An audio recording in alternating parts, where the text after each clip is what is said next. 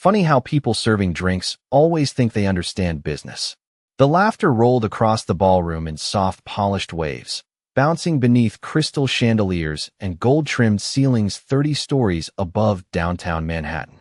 Ethan Whitmore stood center stage in a tailored charcoal suit, one hand wrapped around a microphone, the other casually resting in his pocket like he owned every breath inside the room. Around him, investors smiled into champagne glasses while camera flashes flickered against the enormous LED screen behind him displaying the logo for Whitmore Dynamics.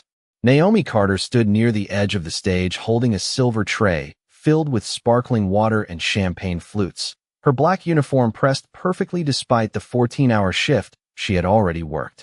She didn't react to the joke, didn't lower her eyes, didn't force a smile like the other servers usually did when wealthy guests made comments they thought were harmless. Instead, she stood completely still beneath the cold white lights spilling from the chandelier above her, calm enough to make the silence around her feel heavier than the laughter itself. Ethan noticed it immediately. Something about her stillness irritated him. Most people laughed at his jokes because they wanted something from him. Investors wanted returns. Journalists wanted quotes. Politicians wanted donations. But this woman carrying drinks looked at him like none of that mattered. "Relax," Ethan added with a smirk as a few guests chuckled louder than before. "I'm just saying there's a reason some people pour the drinks and others build the future." A man near the front table laughed so hard he nearly spilled bourbon onto his cuff. Naomi slowly stepped forward to replace an empty glass beside one of the investors. Her movements were smooth, practiced, almost elegant. Ethan watched her for a second longer than necessary. Mid-30s maybe. Dark curls pulled neatly behind her head. Minimal makeup. No jewelry except for a thin silver watch that looked far too understated for a room drowning in diamonds and designer labels. "Sir, your sparkling water," she said softly to an older investor seated near the stage. Her voice was calm, low, controlled.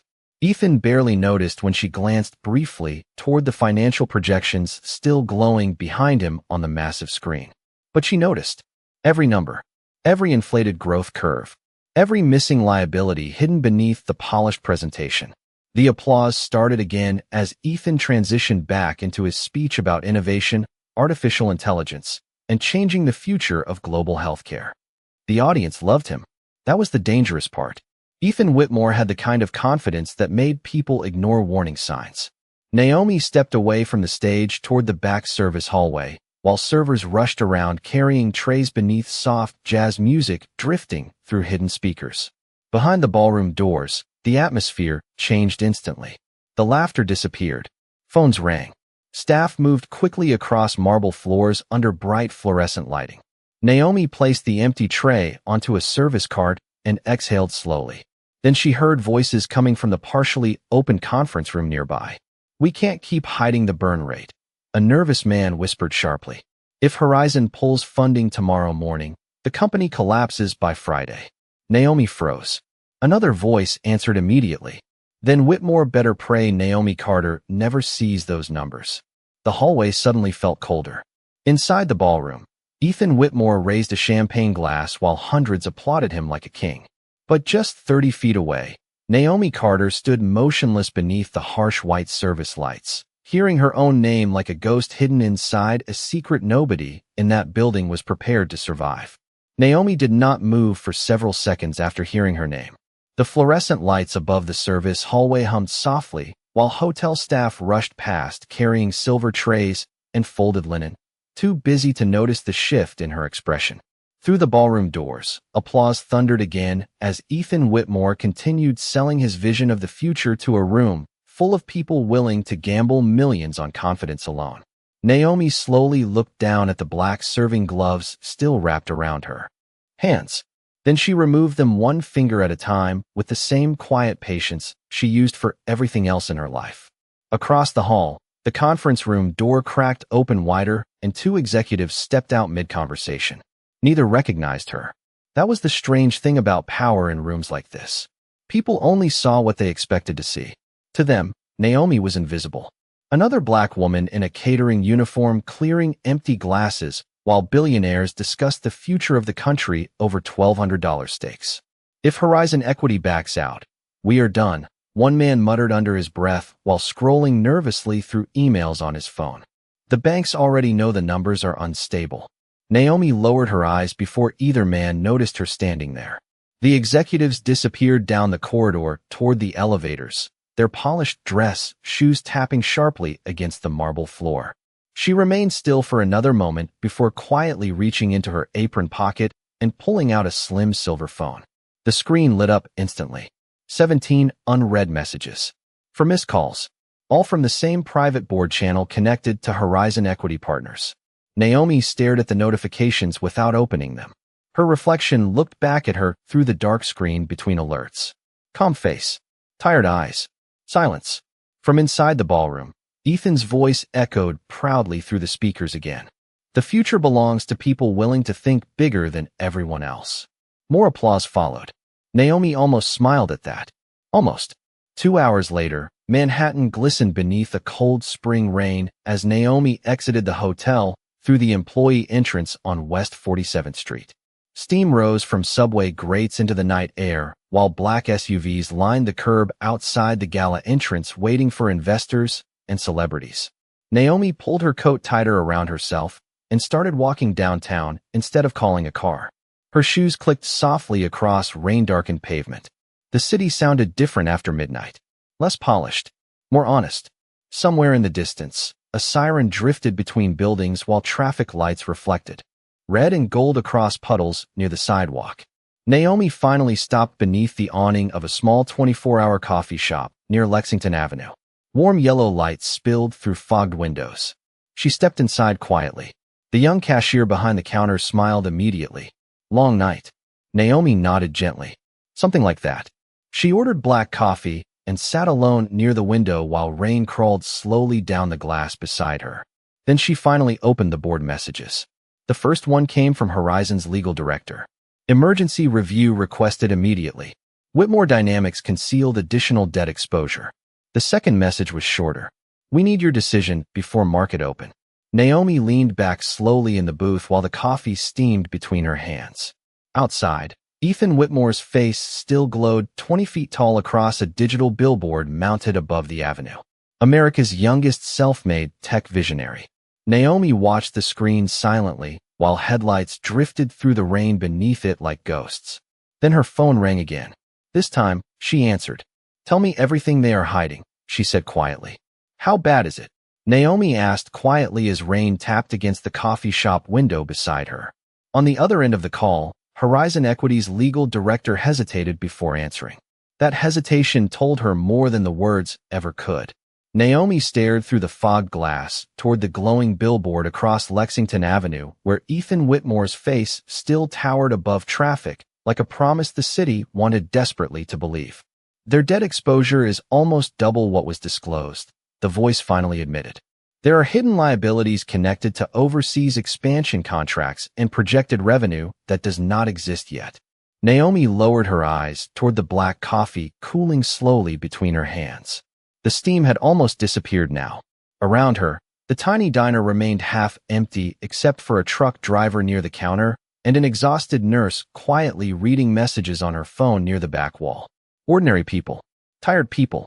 The kind Ethan Whitmore never noticed when he walked into rooms. Does Ethan know? Naomi asked. Another pause. We believe the chief financial officer concealed part of the reports from him to keep the valuation alive before the investor summit. Naomi leaned back slowly against the booth. Outside, headlights dragged silver reflections across rain-covered pavement while the city moved on without caring who was winning or collapsing tonight. And if Horizon pulls out? She asked softly. Whitmore Dynamics burns through cash reserves in less than 6 days. Naomi closed her eyes briefly. 6 days. $1 billion company standing on less than a week of oxygen while men in tuxedos toasted to the future upstairs. The legal director continued speaking carefully. The board wants your recommendation before opening bell tomorrow morning. Naomi did not answer immediately. Instead, she watched Ethan's giant smiling face glowing from the billboard across the avenue. Confident, untouchable, arrogant enough to humiliate people carrying trays while his empire quietly cracked beneath him. But even now, Naomi felt no satisfaction, only disappointment. Send me every revised file? she finally said. Including the internal reports. Understood. The line disconnected softly. Naomi remained seated for another minute before slipping her phone back into her coat pocket. Then she stood, thanked the cashier politely, and stepped back into the cold Manhattan rain.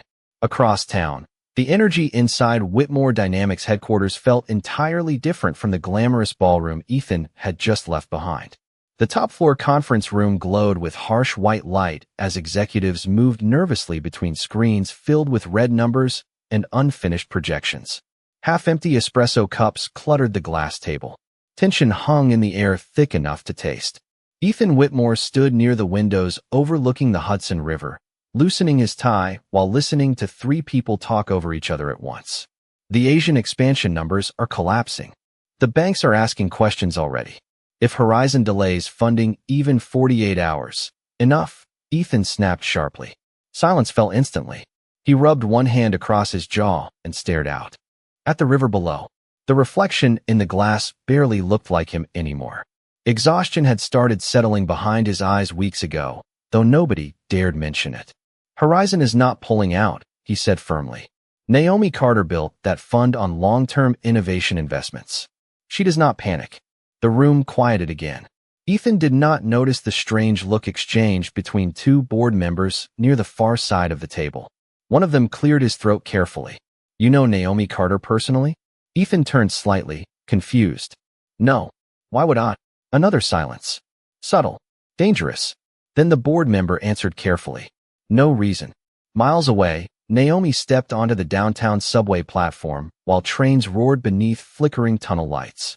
She pulled her coat tighter against the cold and opened the confidential files arriving on her phone one by one. The deeper she read, the more her expression changed. Not anger, not shock, something quieter than that. Sadness. Because for the first time that night, Naomi Carter realized Ethan Whitmore was not just arrogant. He was being lied to by the very people standing beside him. The subway doors slid open with a metallic groan just after 1 a.m, and Naomi stepped onto the nearly empty platform in Brooklyn with Horizon's files still glowing across her phone screen. Cold air rushed through the tunnel as the train disappeared into darkness behind her. She barely noticed. Her eyes remained fixed on the numbers. Hidden acquisitions. Inflated valuation models. Entire divisions operating at losses buried beneath optimistic projections designed to impress investors who only looked at headlines and confidence. Naomi walked slowly up the concrete station stairs while the city hummed quietly above her. By the time she reached street level, the rain had softened into a thin silver mist drifting between apartment buildings and flickering traffic lights. 3 blocks later, she unlocked the door to a modest brownstone tucked between a laundromat and a small grocery store that still kept its neon sign glowing overnight.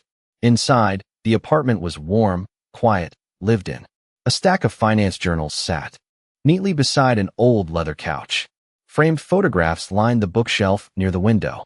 Naomi with a group of students holding robotics trophies. Naomi shaking hands with community leaders. Naomi beside an older woman smiling proudly from a wheelchair. Nothing inside the apartment looked expensive. Nothing suggested she controlled one of the largest private investment funds on the East Coast. Naomi placed her keys gently on the counter and opened her laptop at the kitchen table. The screen illuminated her tired face while spreadsheets and confidential reports filled the room with cold blue light. For the next 2 hours, she read everything. Every hidden contract. Every manipulated projection. Every signature buried beneath layers of legal language designed to protect executives before employees and investors. The deeper she looked, the clearer the truth became. Ethan Whitmore was not the architect of the deception. He was standing at the center of it without realizing how close the fire already was. At 4:12 in the morning, Naomi finally leaned back from the laptop and closed her eyes briefly. Silence settled over the apartment except for distant sirens somewhere beyond the rain-covered streets outside. Then her phone buzzed again. Ethan Whitmore. She stared at the name for a second, surprised. The call continued vibrating softly across the table. Naomi answered calmly. Hello. Ethan's voice sounded sharper now than it had inside the ballroom earlier. Less polished. More tired. Who is this? Naomi frowned slightly. Naomi Carter. A pause. The waitress. The word hung in the silence between them like something heavier than either of them expected. Naomi looked down at the spreadsheets still glowing across her laptop screen. Yes. Ethan exhaled slowly on the other end. Someone from Horizon leaked information tonight. My board says investors are getting nervous. Naomi said nothing. Rain tapped softly against her apartment window. You overheard something backstage earlier. Ethan continued carefully. I saw it on security footage. If you heard rumors spreading around the event, I would appreciate knowing what people are saying. Naomi almost smiled. At that, not because it was funny, because even now, Ethan still believed she existed on the outside of the conversation. A server carrying glasses near doors meant for powerful people. Mr. Whitmore, she said quietly, your chief financial officer altered internal projections tied to your expansion debt. Silence. Sharp and immediate. Excuse me? Ethan asked. Naomi's voice remained calm. Your international growth reports do not match the real liabilities attached to the contracts. Somebody hid the exposure before tonight's summit. Another silence followed, this one longer. Somewhere in the background of Ethan's office, Naomi could hear muffled voices and the distant sound of glass doors closing. How would you even know that? He finally asked. There it was again. Not concern. Not gratitude. Suspicion. Naomi looked out toward the dark Brooklyn street below her window, while soft rain blurred the city lights into silver streaks. Because unlike everyone around you, she said quietly, I actually read the numbers. The line went silent again. Then Ethan gave a short laugh under his breath. Not amused. Defensive. You are very confident for someone serving drinks at a fundraiser. Naomi lowered her eyes slowly. And you are very trusting for someone running a billion-dollar company. The silence after Naomi's words felt sharper than shouting. Rain continued sliding down her apartment window while Manhattan slept beneath clouds thick enough to hide the skyline. On the other end of the call, Ethan Whitmore said nothing for several long seconds. Naomi could almost hear his mind racing behind the silence, trying to understand how a woman he dismissed hours earlier could suddenly speak like someone sitting inside his executive meetings. Finally, Ethan laughed once under his breath again, but this time the confidence sounded thinner. You really expect me to believe a catering server somehow analyzed internal debt structures overnight? Naomi rested one hand lightly against the warm coffee mug beside her laptop. I expect you to verify what I said before the market opens. Ethan's tone hardened immediately. And I suppose you conveniently know more than my own. Financial team. Your financial team is the problem. The words landed quietly, but they stayed in the air between them. Naomi heard movement on his side of the line. A chair sliding back. Footsteps across hardwood floors. Somewhere in the background, a man was still talking nervously about projections and investor exposure. Ethan lowered his voice. Listen carefully, he said. I built this company from nothing. I know every corner of it. Naomi glanced down at the files spread across her screen. Hidden debt. Altered reports. Legal risk buried beneath expansion contracts. No, she answered softly. You know the version they wanted you to see. Ethan stopped walking. Even through the phone, she could feel the shift in his breathing. Who are you really? He asked. Naomi almost answered honestly. Almost. But instead, she looked toward the framed photograph sitting beside her laptop. Her mother smiling beneath warm sunlight outside a small community center Naomi had quietly funded years earlier. No cameras. No articles. No speeches. Just people helping people because somebody had to. Someone trying to stop you from being destroyed by your own executives, she said calmly. Ethan gave a cold laugh. You know what I think? Naomi remained silent. I think you overheard a few conversations tonight, and now you are trying to sound important. The words should have sounded insulting. Instead, they sounded tired. Defensive. Desperate. Naomi closed one of the financial reports slowly. Mr. Whitmore, she said quietly, your Singapore acquisition alone carries enough hidden liability to trigger federal review if the banks start digging. Silence again. He knew that number. She could tell by how quickly the room behind him suddenly went still. Who told you that? He asked sharply. Naomi did not answer immediately. Outside her window, an ambulance drifted through the wet Brooklyn streets with flashing lights muted by the rain.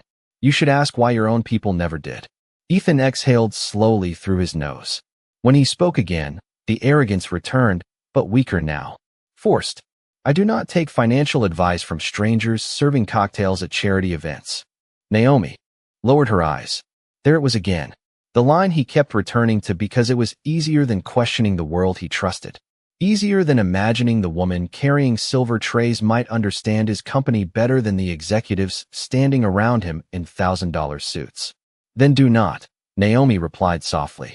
But when the market opens in 4 hours and your board starts panicking, remember this conversation. She moved to end the call, but Ethan stopped her quickly. Wait. His voice changed again. Less sharp this time. If what you are saying is true, he hesitated. Pride fighting against fear. What would you do? Naomi looked back at the skyline barely visible through rain and darkness beyond her apartment window. Her reflection stared quietly back at her in the glass. Calm. Steady. Alone. I would start by finding out who profits when your company collapses, she answered. Then the line disconnected softly. Across Manhattan, Ethan Whitmore stood alone inside his dark executive office while the city lights reflected across the glass walls around him. His phone remained frozen in his hand. Behind him, his board members watched nervously from the conference table. Ethan slowly turned toward them, and for the first time all night, the confidence in his eyes no longer looked untouchable. By 6:30 in the morning, the rain had finally stopped, but Manhattan still looked gray beneath the low clouds hanging over the city. Naomi sat quietly near the window inside her apartment with her laptop closed now, watching pale sunlight slowly creep across the brick buildings outside. She had not slept. The untouched coffee beside her had gone cold hours ago. Somewhere downstairs, a delivery truck rattled through the narrow street while a dog barked twice and then fell silent again. Ordinary sounds. Calm sounds. The kind that reminded her the world continued moving no matter how much money powerful people lost overnight. Her phone remained face down on the kitchen table. It had vibrated almost nonstop for the last hour. Board members, lawyers, financial analysts. Nobody knew yet whether Horizon Equity would pull funding from Whitmore Dynamics before the markets opened. Naomi knew one decision from her could erase billions of dollars before lunch. But that was never the part she enjoyed about power. She stood slowly and walked toward the bookshelf near the living room window. Her fingers brushed lightly across old photographs resting in silver frames. Community centers, scholarship ceremonies, young students smiling beside refurbished computers she had paid for without ever putting her name on the buildings. Her mother used to tell her something when she was little. Money only reveals who people already are. Naomi thought about Ethan Whitmore standing beneath chandeliers last night, making jokes about people serving drinks. She thought about the way his voice changed once fear entered the room. Not cruel exactly, just blind. Raised in a world where successful people looked a certain way, sounded a certain way, belonged in certain rooms. And people like Naomi were expected to move quietly through the background carrying trays and cleaning tables while men in expensive suits discussed the future. A soft knock interrupted her thoughts. Naomi opened the apartment door to find Mrs. Evelyn Brooks standing in the hallway, holding a foil-covered plate of warm biscuits.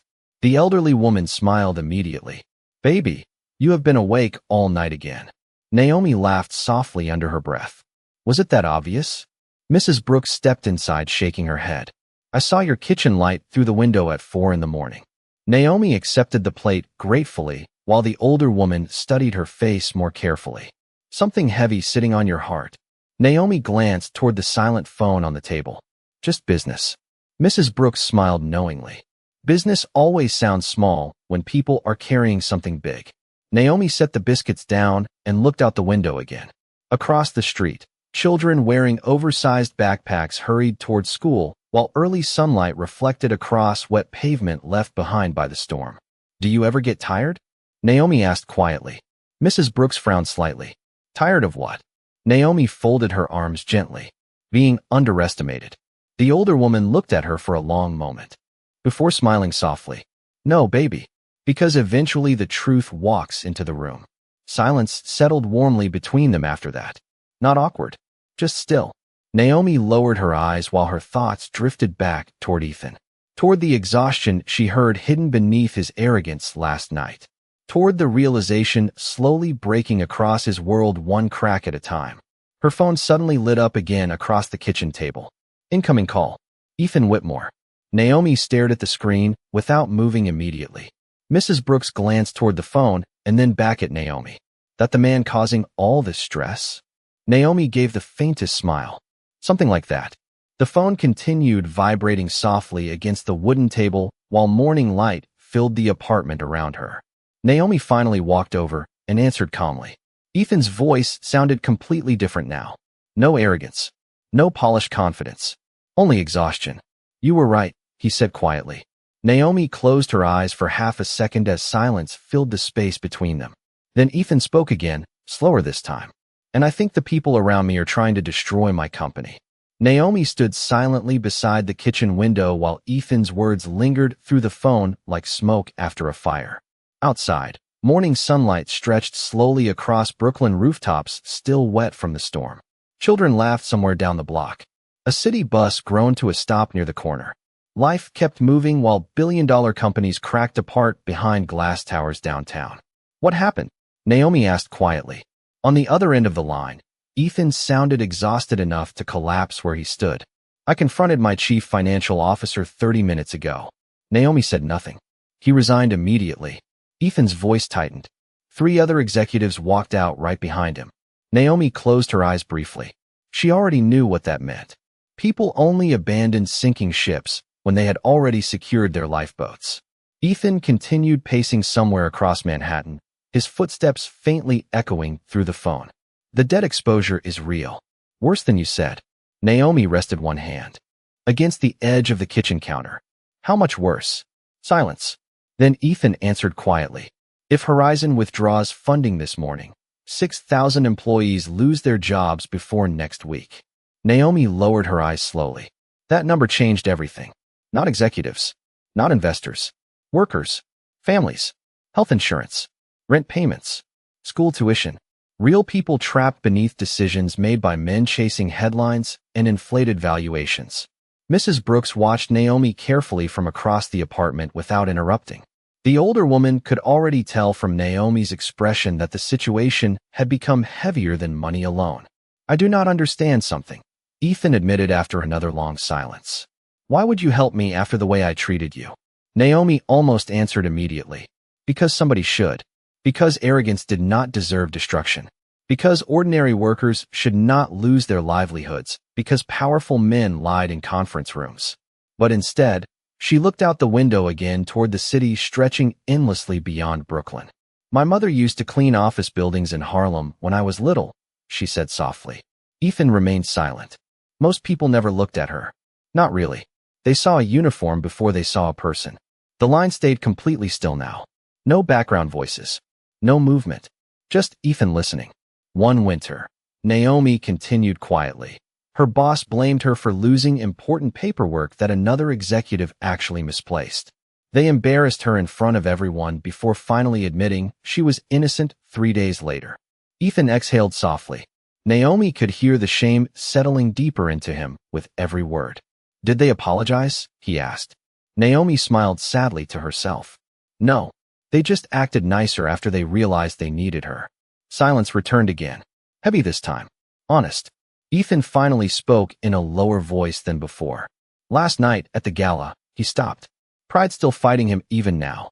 Naomi waited patiently. I made assumptions about you.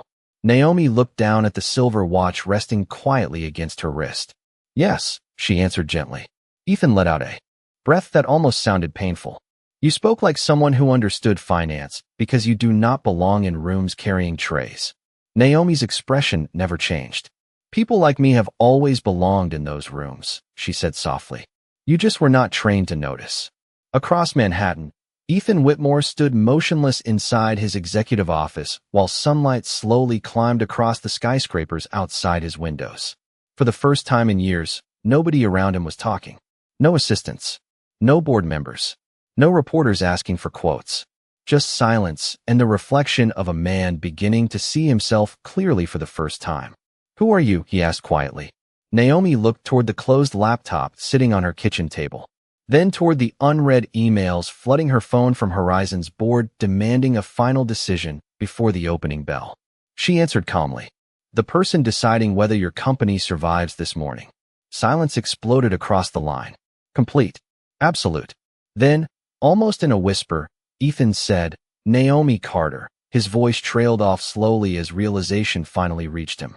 And somewhere deep inside the silence between them, the truth finally walked into the room.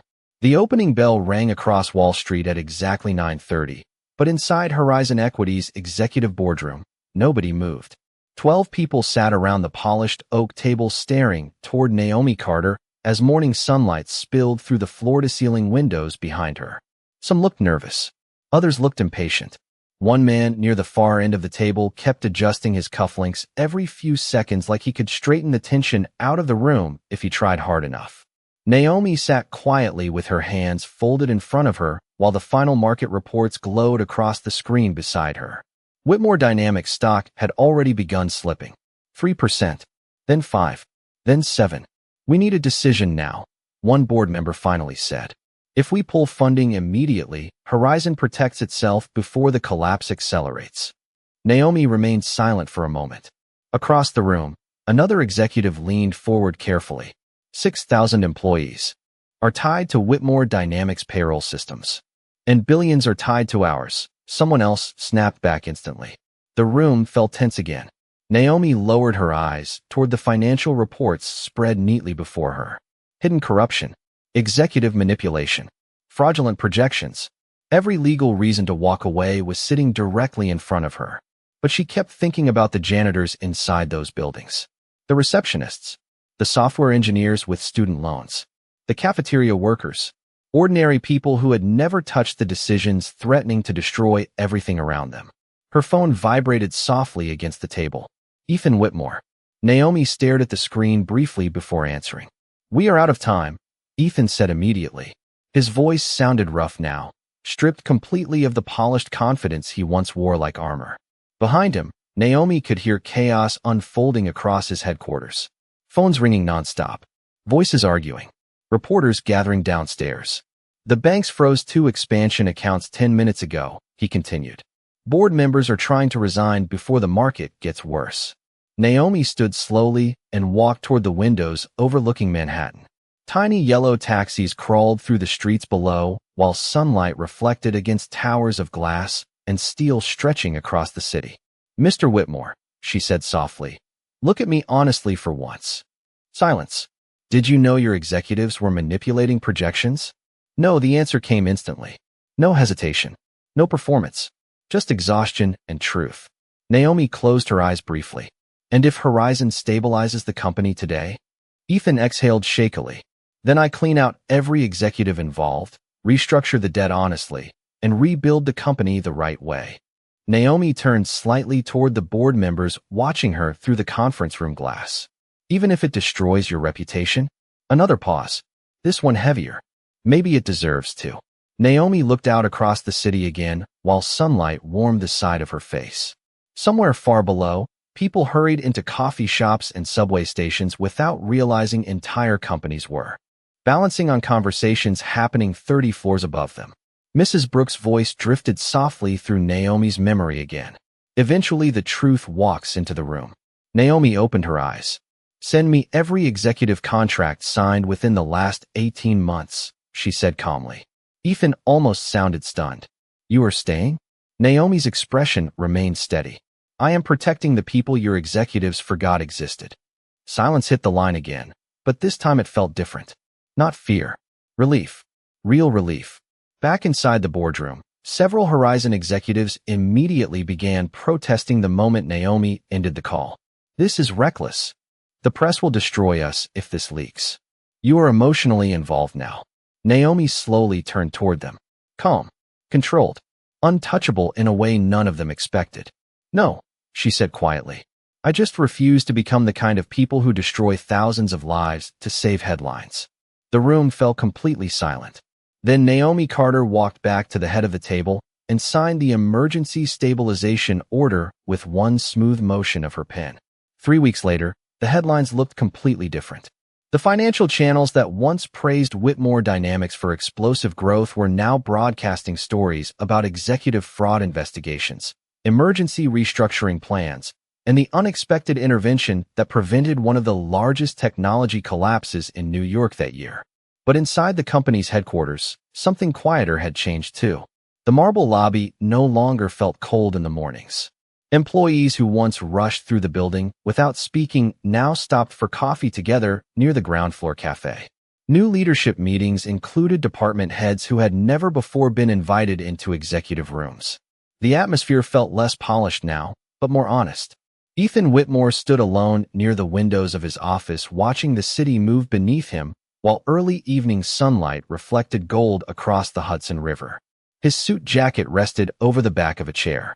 His sleeves were rolled halfway up his arms. For the first time in years, there were no reporters waiting outside his office asking for interviews. No investors praising him as a genius. Just silence and the sound of keyboards clicking softly throughout the building behind him. A quiet knock came at the open office door. "She is here," his assistant said carefully. Ethan turned immediately. Naomi Carter stepped inside moments later wearing a simple navy coat and carrying a thin folder beneath one arm. No designer labels. No entourage. No attempt to look powerful. And somehow that made her presence feel even larger inside the room. Ethan stood slowly. For a second, neither of them spoke. The last rays of sunlight stretched across the glass walls around them, while Manhattan glowed softly beyond the skyline. "Thank you for coming," Ethan said quietly. Naomi nodded once and placed the folder onto his desk. "The revised stabilization agreements," she explained calmly. Ethan looked down at the papers but did not touch them immediately. Instead, he studied her face with the kind of attention he should have given her the very first night they met. "I owe you more than this company," he admitted softly. Naomi's expression remained gentle but unreadable. Ethan exhaled slowly and lowered his eyes.